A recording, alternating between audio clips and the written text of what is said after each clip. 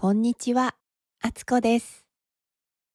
今日は千と千尋の神隠しを日本語能力検定試験 N4、N5 レベルの簡単な日本語で読んでいきます。このビデオの文章は映画のセリフをそのまま書いたものではありません。私がわかりやすい日本語で映画のあらすじを説明したものです。このビデオは3つに分かれています。1、キーワードの説明。2、物語文、あらすじ。3、映画のセリフの解説。それでは、始めましょう。CC 字幕をオンにして、お好みの言語を選択してね。キーワード、小学校。6歳から12歳までの子供が行く学校。でこぼこ、まっすぐではない、表面が出たり、へこんだりしている様子。象、石などで作られた人や動物の形をしたもの。草原、草がたくさん生えている広い場所。時計台、上に大きな時計がついている建物。テーマパーク、遊園地のような遊べる場所。食べ物や食べ物を売っているお店やは店を表します。電気がつく、明かりをつけること。不思議、普通ではなく、なぜそうなっているのかわからないこと。お化け、幽霊や妖怪など不思議で怖いもののまとめた言い方。透ける、ものの向こうが見えるようになること。味方、自分を助けてくれる人。隠す、人や物を誰にもわからないところにしまうこと。飛ぶ、空を飛ぶこと。魔法、人にはできない不思議なことをする力や方法。魔法を使う女の人は魔女と言います。魔法をかける、魔法の力を使って何かをすること。ボイラー室、お湯などを作る機械がある部屋。支配する、自分の力で相手をコントロールすること。我慢する、辛くても頑張って耐えること。勇気、怖くても頑張る気持ち。石炭、昔の植物が時間をかけて変化してできた燃える石のようなもの。お前、話をしている相手のこと。あなたと同じ意味ですが、強い言い方になります。相手を下に見るニュアンスもあるので、使うときは気をつけましょう。大騒ぎ、みんなが大きな声で騒いでいること。契約、お互いに決める大事な約束。お金や仕事の約束のこと、文句、嫌なことや気に入らないことを言うこと、旅館、日本式のホテル、畳や大きなお風呂があります。階、日本ではグランドフロアは1階です。お湯やお湯のお店、つまりお風呂屋さんのこと。元の世界、もともといたところ、帰るべき場所。とろい、動きや考えがゆっくりで遅いこと。油断する、大丈夫だと思って気を抜くこと。助ける、困っている人を手伝うこと。竜、空を飛ぶ、大きくて強い生き物。2、物語文、あらすじ。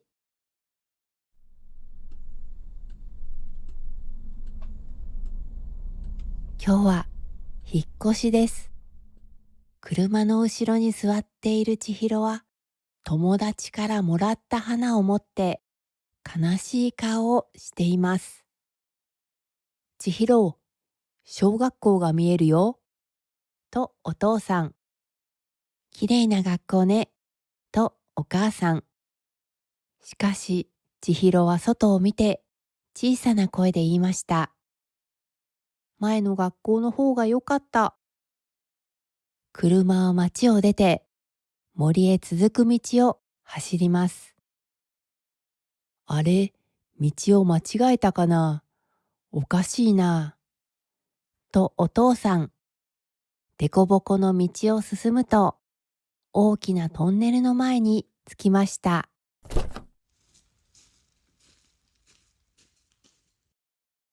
トンネルの前には古い石の像があります。トンネルの中に入ってみよう。向こうに何かあるかも。とお父さん。ここ嫌だ。帰ろう。千尋はちょっと怖くなりました。しかし、お父さんとお母さんはトンネルの中へ入っていきます。待って。千尋は二人を追いかけます。トンネルを出ると広い草原がありました。古い建物や時計台もあります。ここは昔テーマパークだったのかもしれない。とお父さん。どこからか電車の音も聞こえます。千尋はもう帰ろうよと言いますが、お父さんとお母さんは美味しそうな匂いがすると言って、そっちへ歩き出します。そこには食べ物屋がたくさんあり、美味しそうな食べ物がいっぱい並んでいました。でも、お店の店員はいないようです。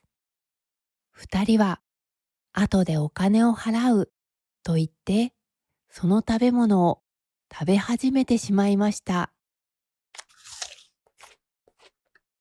千尋は、お店の人に怒られるよ。帰ろうよ。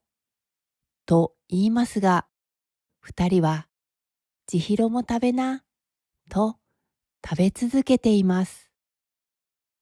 千尋は、私はいらない。と言って店を出ました。周りを歩いていると赤い橋があり、その向こうに大きな建物が見えます。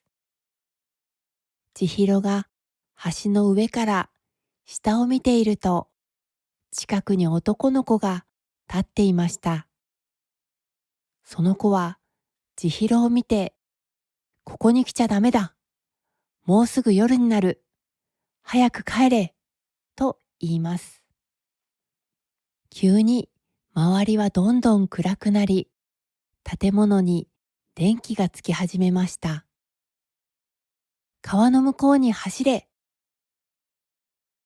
男の子に言われて、千尋は走り出しました。周りはもう暗くなっています。千尋は怖くなり、お父さんとお母さんのいる店に急ぎます。お父さん、帰ろう、帰ろう、お父さん。お父さんがゆっくりこっちを見ます。でも、そこにいるのはお父さんとお母さんではありません。大きな豚でした。千尋はびっくりして店の外に出ました。道には黒いお化けのようなものが歩いています。千尋は来た道を一生懸命走ります。でもさっきの草原は川になっていて、トンネルのところまで行けません。川の向こうから船がゆっくりとこちらへ近づいてきます。これは夢だ、夢だ。みんな消えろ、消えろ、消えろ。しかし自分の手を見た千尋はびっくり。手が透けてる。その時、音楽が聞こえて、船から不思議な人たちが降りてきました。千尋が怖くて座っていると、誰かが千尋の肩を触りました。さっき橋で会った少年です。少年は優しく言いました。怖がらないで。私は君の味方だ。そして小さな丸い薬を出し、口を開けて、と言いました。この世界のものを食べないと、君は消えてしまう。これを食べても豚にはならないから大丈夫だよ。千尋は薬を飲みました。触ってごらん、と少年が言います。触れる、と千尋。少年は空を見て千尋を隠すように座りました。空には人の顔をした大きな鳥が飛んでいます。君を探しているんだ。時間がない。行こう。どうしよう。立てない。千尋はいろいろなことにびっくりして動けなくなってしまいました。すると少年は千尋の足に小さな声で魔法をかけます。そして少年は千尋の手を取り走り始めました。魔法の力で千尋はとても速く走れます。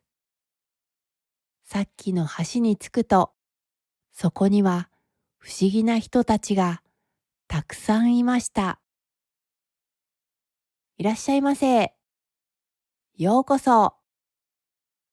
カエルのような男たちがお客さんを迎えています。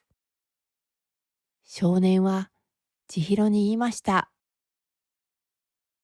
この橋を渡る間は息をしてはいけない。息をしたら魔法の力がなくなってしまう。では行くよ。千尋は息を止めて少年と一緒に橋を渡ります。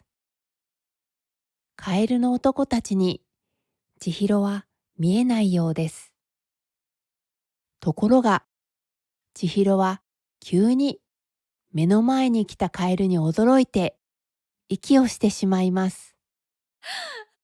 少年は千尋に気がついたカエルに魔法をかけ、急いで橋を渡り庭に行きました。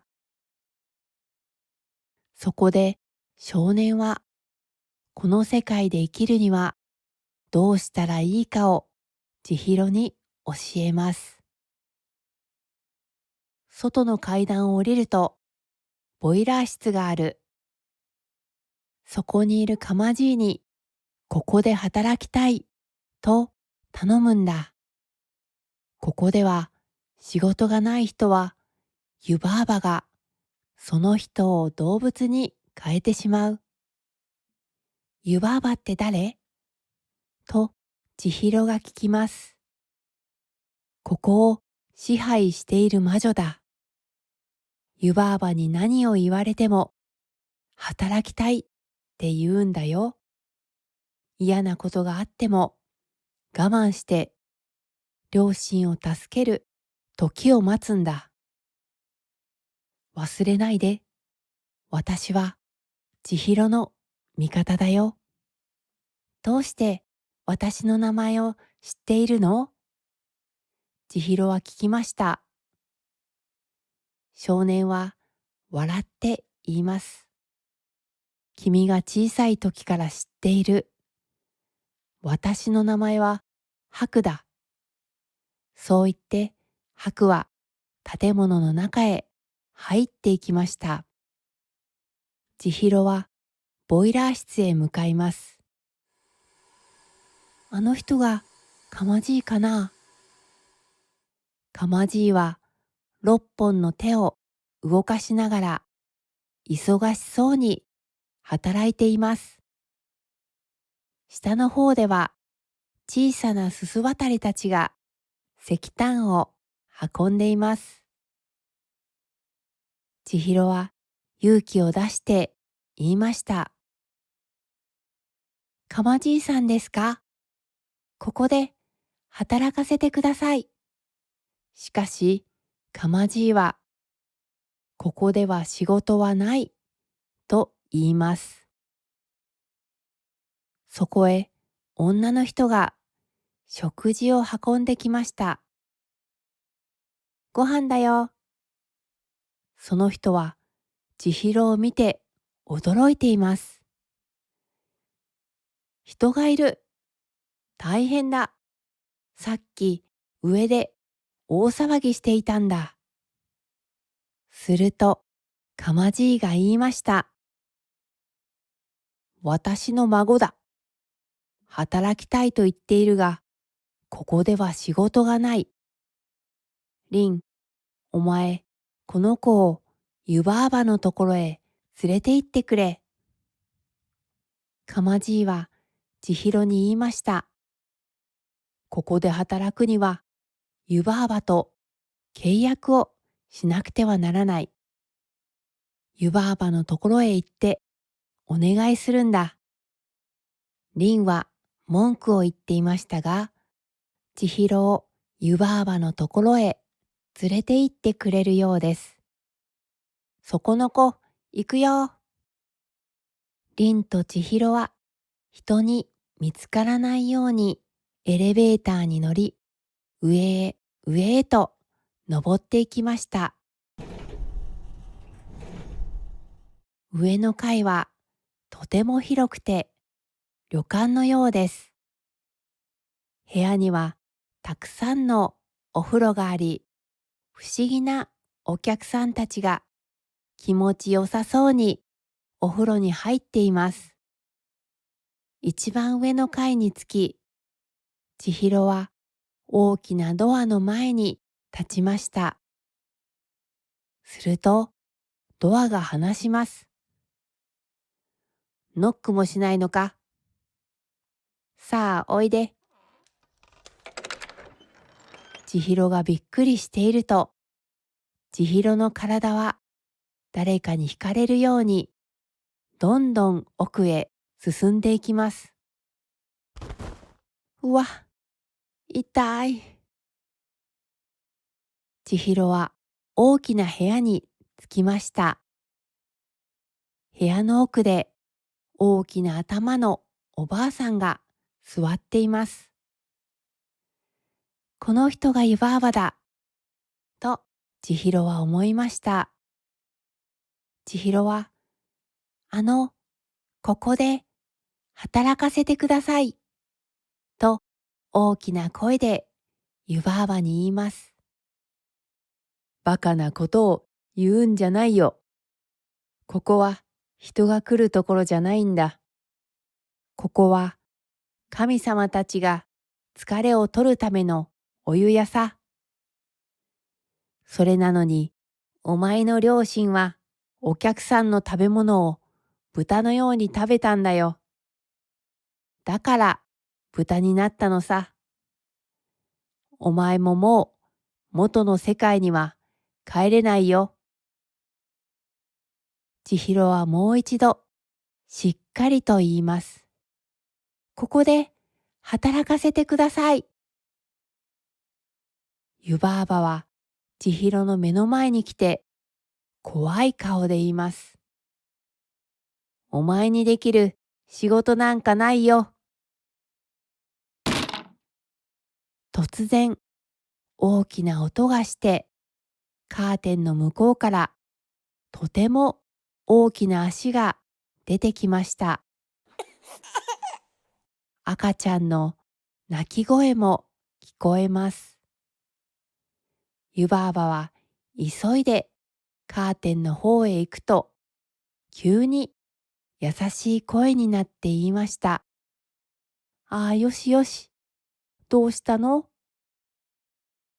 千尋は一生懸命声を出します。ここで働きたいんです。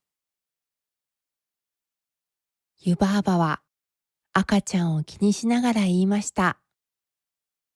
大きな声を出すんじゃないよ。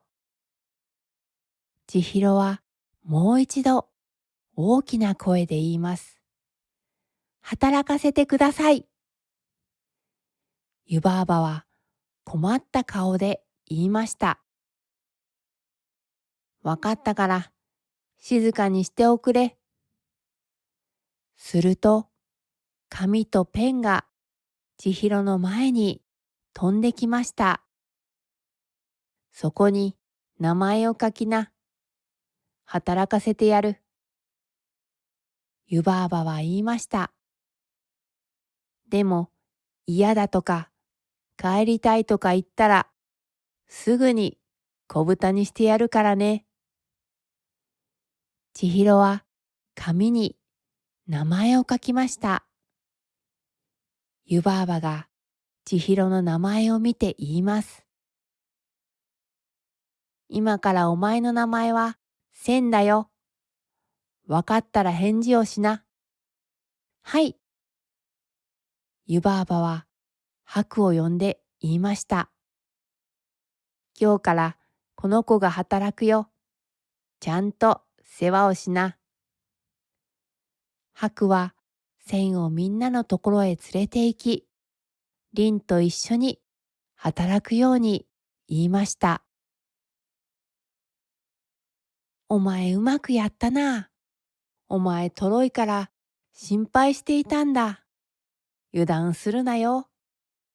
わかんないことは俺に聞け。と、凛は言ってくれました。朝、みんなは仕事が終わって眠っています。しかし、千尋は眠れません。そこへ誰かが静かに部屋に入ってきました。橋のところへおいで。お父さんとお母さんに会わせてあげる。千尋は起きて橋へ向かいます。すると赤い橋の上に黒い変な男が立っていました。お湯屋のお客さんでしょうか。千尋は頭を下げてその男の前を通り過ぎました。そこへ白が来て、千尋を豚がいるところに案内してくれました。千尋は豚に近づきます。お父さん、お母さん、私よ、千だよ。でも呼びかけても返事はありません。お父さん、お母さん、きっと助けるから、太らないでね。食べられちゃうから。千尋は悲しくなって外へ出ました。座っている千尋に白が服を返してくれました。これは誰にも見つからないところにしまっておいて、帰るときに必要になるから。服の中に何かが入っていました。これ、お別れにもらった手紙。千尋。私の名前だ。自分の名前を忘れていた。と、千尋はびっくりします。白は言いました。湯婆婆は相手の名前を取って支配するんだ。だから本当の名前は心の中にしまっておくんだよ。名前を取られると帰り道がわからなくなるんだ。私も本当の名前を思い出せない。白の本当の名前と千尋。でも不思議だね。千尋のことは覚えていた。食べなさい。ご飯を食べなかっただろう。白は千尋におにぎりを渡します。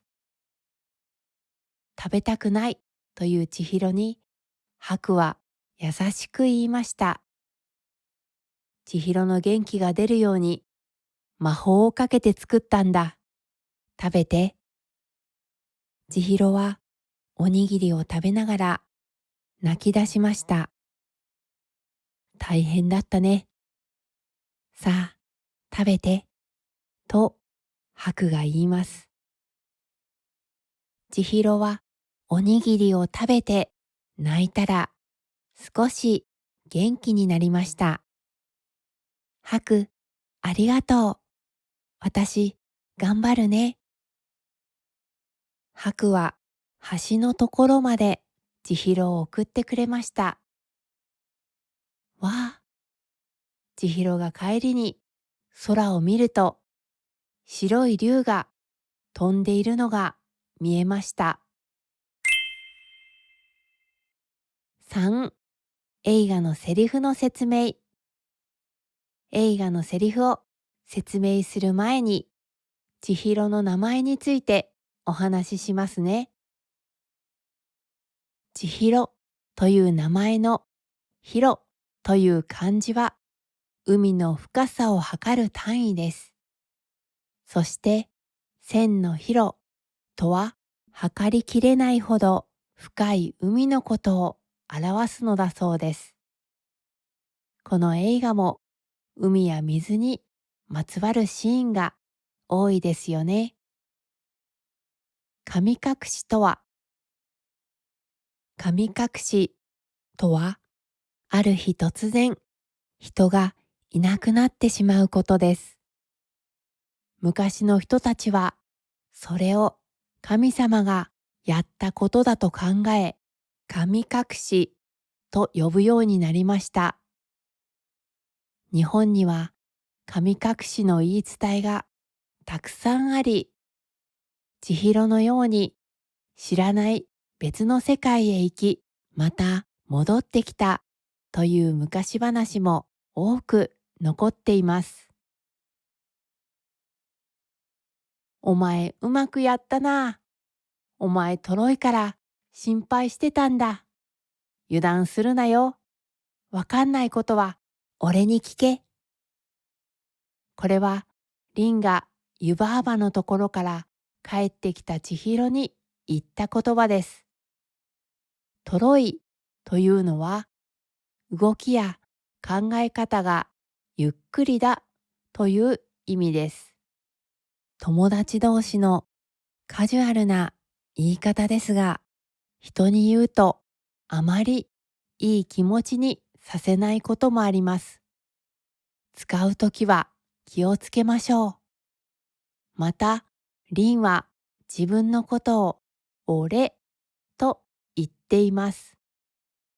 俺は男性が使う一人称の一つですが、昔は女性も使っていました。ただ、俺は男の人でも使うと少し荒っぽい人という印象を与える言葉です。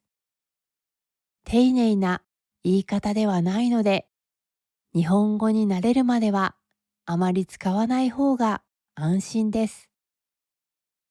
こう聞くと、リンは怖い人のように見えるかもしれませんが、本当は優しい人です。リンは千尋のことを気にしていろいろ助けてくれるキャラクターです。リンの強い言い方と優しい気持ちのギャップも楽しんでくださいね。今日のビデオはいかがでしたか？